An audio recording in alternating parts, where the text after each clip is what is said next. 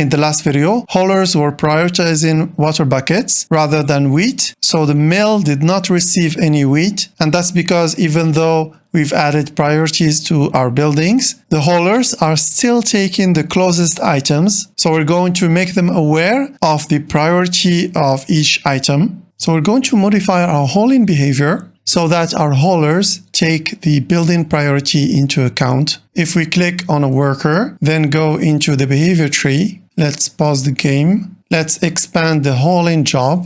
So here we're asking if we have an item available. If I right click on this condition, then edit script is item available. We've created a conditional which asks the item manager if an item is available. Then we proceed to the hauling sequence. So we find and reserve the closest item. Then we get the item object, and in between we check if the hold item has storage space. So we get the item object, then we run towards the object, and we're using setRun and goToObject for this. Then we wait a little bit and we carry the item and we set run to false, so the character will walk. Then we wait some more. Then we find the item input for that item. Then we go to it and then we wait a little bit and drop the item in the storage space. Then we restore running. Then we wait a little bit. So this is the hauling behavior. Let's take a closer look at our find and reserve closest item action. This is in fact a method in the worker script. So let's go to the worker script, and this is the method find and reserve closest item. So we're asking the item manager to get the closest free item. Then if the found item is not null, we're setting the owner of the item to our worker. Then we're setting the item property on the worker to the found item. Let's take a closer look to get close free item. So this is a method on our item manager. So we simply get the closest item and we also check if storage is available, but nowhere do we check for the building priority. So it's understandable that water buckets will get picked up just because they're closer to the worker. Let's work on the item manager. Let's go to the game managers, then item manager, and let's edit the script. So here we have a list of items. Let's also have a different list for the items that can be hauled. And what we're going to do is also sort that list by priority. So let's add a public list haulable items, and let's add an update method down here.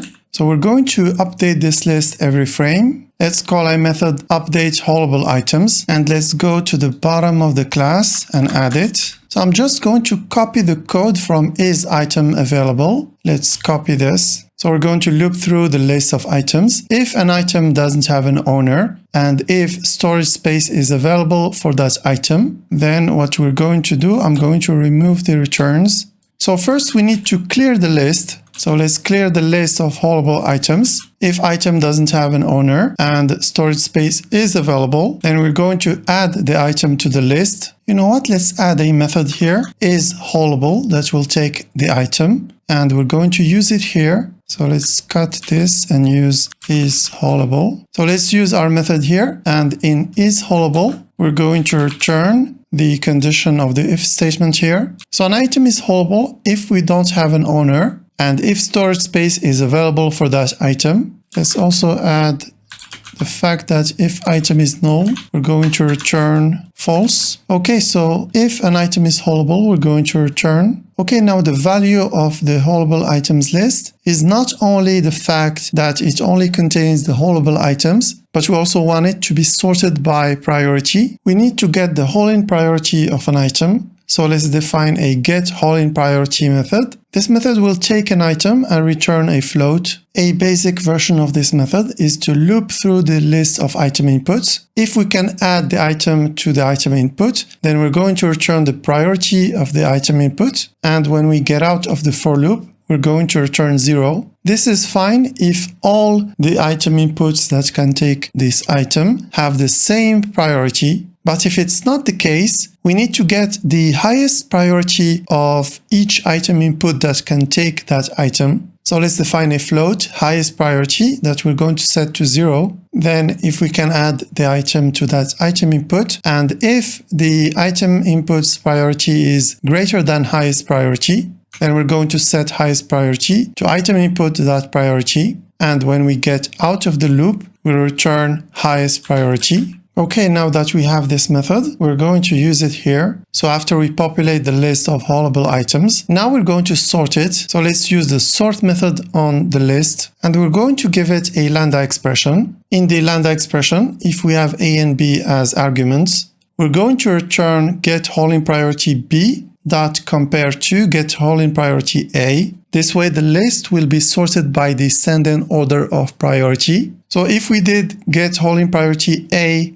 compared to get hauling priority B, we'll have the opposite. The list will be sorted by ascending order. So we'll have the lowest priority items first in the list. And this is not what we want. We want the opposite. That's why I'm using B compared to A. Okay, so now this list will contain the haulable items every frame. So let's modify the methods that we've been using. Let's start with the isItemAvailable method. So we're going to remove the body of the method and replace it with haulable items count greater than 0. Let's rename this method. So isItemAvailable is not very explicit. Let's replace it with isHaulableItemAvailable. So let's go to the isItemAvailable conditional. Now we're using isHaulableItemAvailable. Now let's go to the worker class. So here we're getting the closest free item and reserving it. But now we're going to use the haulable items list. If we still want to take the distance into account and get the closest item, we'll have to have a scoring system where we combine the priority of the item with the distance and get a score so that the worker will choose the item with the highest score. But we're not going to go to such lengths.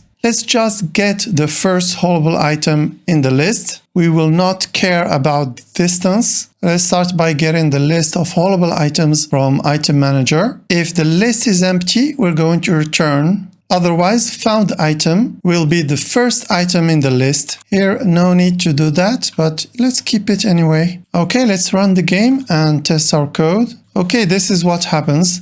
This hauler has taken this water bucket, but all the other haulers are following him and trying to pick up the item. And this happens because if we go back to Item Manager, here we have the list of haulable items. Let's go to the first water bucket in the list. This is it. The first water bucket in the list is the second one in the scene. And that's because the first one has been reserved by this worker, but all the other workers are trying to get it, and that's because all the workers, when we start the game, in the same frame, they are all trying to get the same item. So let's go back to the code. Let's go to the worker class and find and reserve closest item. So here, as soon as we set the owner, we should also notify the item manager that indeed this object has an owner, or we can simply remove the object from the haulable items list. So here you can centralize this functionality in the item manager.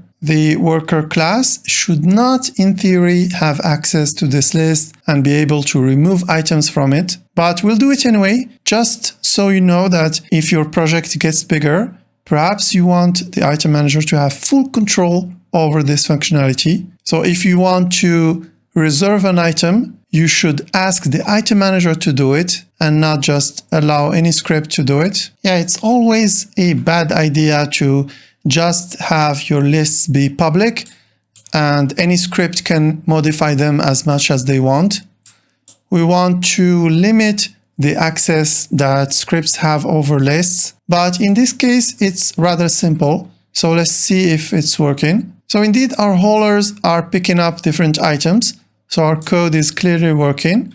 Now we're going to get wheat items. Let's see if our workers are able to pick them up. Okay, let's go to the inspector of the item manager. So here the wheat is at the bottom of the list. I don't get it. Let's check the buildings. The storage unit has a priority of 10 and the windmill has a priority of 1. So indeed, the buildings with the lowest priority or the lowest priority number are indeed the highest priority buildings. So indeed, I should get back to my code and let's go to the item manager. Okay, let's go to update haulable items. So here, let's say get hauling priority A compared to get hauling priority B.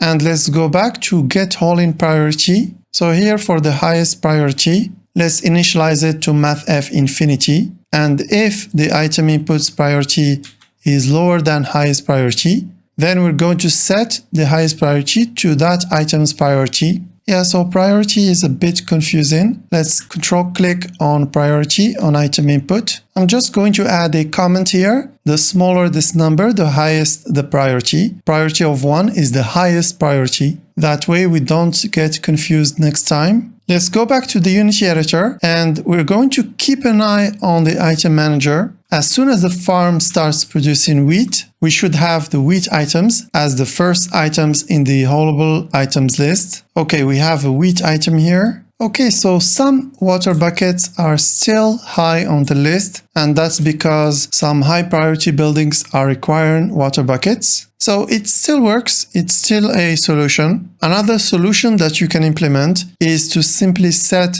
a priority directly on the item. So in the item profile, we can add a hauling priority to the item, and we can combine the priority that we're computing from the item inputs with that static priority on the item profile, and mixing the two will get a score for the item. So we can implement some really complex behaviors, and this is common in games where we have logistics, but our current solution works well enough.